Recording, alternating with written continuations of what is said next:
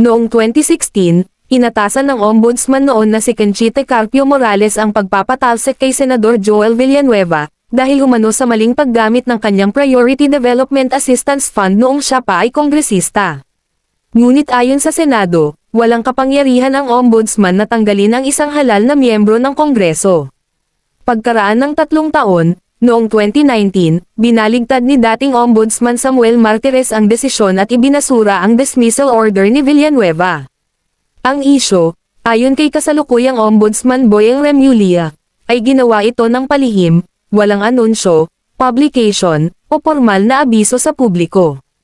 Nadiskubre lamang umano ni Remulla ang secret decision nang tangkain niyang ipatupad ang lumang desisyon. Dito pumapasok ang sinabi ni dating Solicitor General Florin Hilbay. If the dismissal was secretly reversed, it can be treated as a mere internal memo and undone.